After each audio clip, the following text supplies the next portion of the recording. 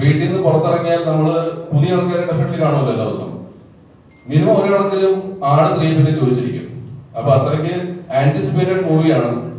ഭരതനാട്യം എന്ന് പറഞ്ഞ പടം ഞാനും തോമസ് ചേട്ടനും കൂടെ ഒരുമിച്ച് പ്രൊഡ്യൂസ് ചെയ്തതാണ്. അല്ല, തോമസ് ചേട്ടനും ഞാനും കൂടെ പ്രൊഡ്യൂസ് ചെയ്തതാണ്.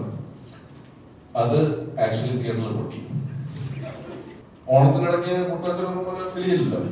എന്നാലും പറഞ്ഞേക്കാം, അങ്ങനെയാണെങ്കിൽ ആട് 1 പൊട്ടിയിട്ട് ആട് 2 വന്നപ്പോൾ അതൊരു ബ്ലോക്ക് ബസ്റ്റർ ആയി. അതൊരു മോട്ടിവേഷനാണ്. ഞങ്ങൾ അതുകൊണ്ട് ഭരതനാട്യം 2 പ്ലാൻ ചെയ്യുകയാണ്. ഭരതനാട്യം 2 മോഹിനിയാട്ടം. ഇനി തേർഡ് പാർട്ട് ഉണ്ടാവുകയാണെങ്കിൽ ചേട്ടാ ഇപ്പോൾ രജിസ്റ്റർ ചെയ്ത് വെച്ചാൽ കുച്ചിപ്പുടി. എല്ലാവർക്കും നമസ്കാരം. സത്യം പറഞ്ഞ ഇവരൊക്കെ പറഞ്ഞ പോലെ അത്ഭുതമാണ് തോന്നുന്നത്. പെട്ടെന്ന് റിവൈൻഡ് ചെയ്ത് ഇവിടെ ഇരിക്കുമ്പോഴത്തേക്ക് റിവൈൻഡ് ചെയ്തതിന്റെ മെമ്മറീസ് പോയത്, ആട് റിലീസായതിന്റെ അന്ന് രാത്രി ഞാനും മിഥുനും വിജയുടെ അനിയൻ വിനയും കൂടെ രാത്രി ഇരുന്നിങ്ങനെ ഇവരുടെ ഗസ്റ്റ് ഹൗസിൽ മേൽപോട്ട് നോക്കി വായും പൊളിച്ചിരിക്കുന്ന ഒരു അവസ്ഥയുണ്ട്. ഭയങ്കര ദുഃഖകരമായിരുന്നു. മിഥുന്റെ മുഖം വാടിയിരിക്കുന്നു. ഓഫ്കോഴ്സ് ഞങ്ങളുടെ മുഖം വാടി തന്നെയായിരുന്നു. പക്ഷെ എൻ്റെ ഉള്ളിൽ എവിടെയോ ഈ പടം ഹിറ്റാണെന്നുള്ളത് 1-2 പേര് പറഞ്ഞിരുന്നു. അപ്പൊ ആ ഒരു ചെറിയ സന്തോഷം എനിക്കുണ്ടായിരുന്നു. പക്ഷെ യാഥാർത്ഥ്യം വിനയ്ക്കും മിഥുനും മാത്രമായിരുന്നു അറിയാവുന്നത്. അപ്പൊ ഞാൻ വളരെ ഇടയ്ക്ക് ചിരിക്കുന്നൊക്കെ ഉണ്ട്. പക്ഷെ ഇവര് അങ്ങനെ ചിരിക്കുന്നൊന്നുമില്ല. അപ്പൊ എന്റെ ഒരു എക്സ്പീരിയൻസ് വെച്ച് എന്റെ തമാശകൾ അങ്ങനെ വർക്കാവാറില്ല. അപ്പൊ ഞാൻ ചിലപ്പോൾ അത് വർക്കാവാത്തതുകൊണ്ടായിരിക്കും ഇവര് ചിരിക്കാത്തത്. പക്ഷെ എന്നാലും മിഥുനൊക്കെ നല്ല മനസ്സുള്ള ആൾക്കാരാണ്. അവര് ചിലപ്പോഴൊക്കെ ചിരിച്ച് സപ്പോർട്ടൊക്കെ ചെയ്യാറുണ്ട്. പക്ഷേ 2ാമത്തെയും 3ാമത്തെയും ദിവസമൊക്കെ കഴിഞ്ഞ് പിന്നെ ഒരു മൺഡേ വരും. ഈ മൺഡേ ആണ് നമ്മളെ സംബന്ധിച്ച ഏറ്റവും വലിയൊരു പേടി. സൺഡേ ഒക്കെ പിന്നെ കളക്ഷൻ വരും. മൺഡേ ആകുമ്പോഴത്തേക്കും ഏതൊരു പടവും ഹോളിഡേസ് അല്ലെങ്കിൽ ഒന്ന് താഴെ ഒരു ഡിപ്പ് വരും. മൺഡേ ഡെഫിനറ്റ്ലി ഡിപ്പ് വന്നു. പിന്നെ അങ്ങോട്ട് ഡിപ്പായിരുന്നു, തകർന്നാകെ. പക്ഷെ ഇപ്പൊ ഇവിടെ നിൽക്കുമ്പോൾ നമ്മൾ ആ സിനിമയുടെ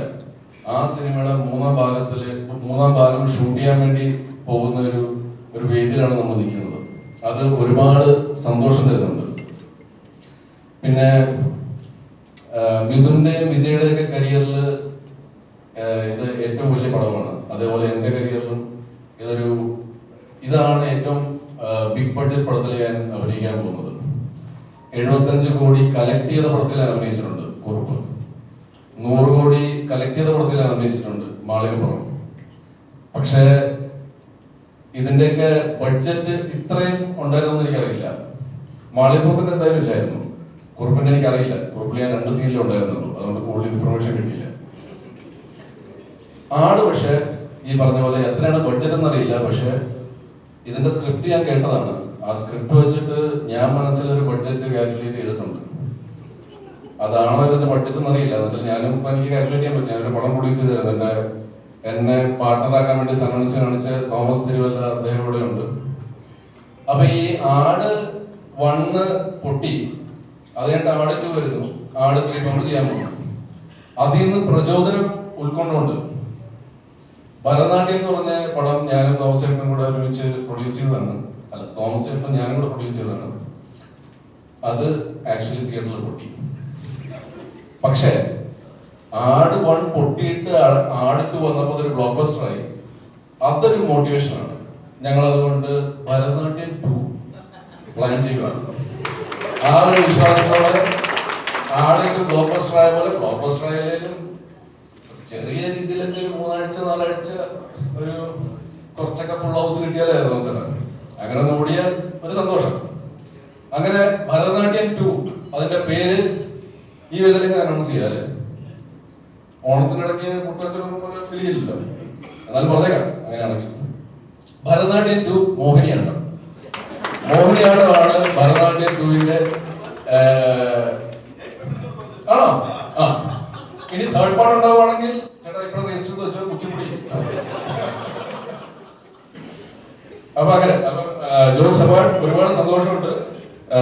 ദൈവം ഓഡിയൻസും ഞങ്ങളെ അനുഗ്രഹിക്കുമെന്ന് തന്നെയാണ് നമ്മുടെ വിശ്വാസം. ഈ പടം ഒരു ബ്രഹ്മാണ്ഡ പടമായിരിക്കും. ചെറിയൊരു ജോണർ ഷിഫ്റ്റ് ഉണ്ട്. എങ്കിൽ പോലും ആദ്യത്തെ സീൻ തൊട്ട് ഒരുപാട് ചിരിക്കാനുണ്ടാവും.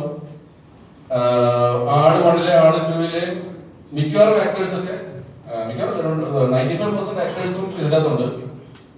ഡോണി ഇവിടെ ഇരിപ്പുണ്ട്. ഡോണി പണി എന്ന് പറഞ്ഞ സിനിമയിൽ അഭിനയിച്ച ആളാണ്. പക്ഷെ നമ്മുടെ ആടുകൊണ്ടുണ്ടായിരുന്നു അദ്ദേഹം.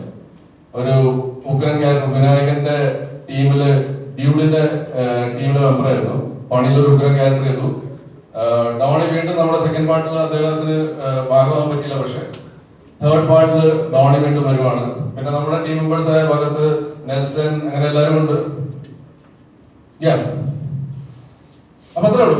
അപ്പൊ എന്തായാലും ഒരുപാട് സന്തോഷം. ഈ പടം വിജയമാകാൻ വേണ്ടിയിട്ട് നിങ്ങളും കൂടെ പ്രാർത്ഥിക്കണം. പിന്നെ ജയനൊക്കെ പറഞ്ഞ പോലെ നമ്മൾ വീട്ടിൽ നിന്ന് പുറത്തിറങ്ങിയാൽ, കഴിഞ്ഞ ഒരു 2-3 വർഷമായിട്ട് വീട്ടിൽ നിന്ന് പുറത്തിറങ്ങിയാൽ നമ്മൾ പുതിയ ആൾക്കാരെ ഡെഫിനറ്റ്ലി കാണുമല്ലോ എല്ലാ ദിവസം. മിനിമം ഒരാളെങ്കിലും ആട് 3 പിന്നെ ചോദിച്ചിരിക്കും. അപ്പൊ അത്രയ്ക്ക് ആന്റിസിപ്പേറ്റഡ് മൂവിയാണ്, എല്ലാവരും കാണാൻ ആഗ്രഹിക്കുന്ന മൂവിയാണ്. അതുകൊണ്ട് ദൈവത്തെ ഓർത്ത് തിയേറ്ററിൽ തന്നെ പോയി കാണണം. Thank you.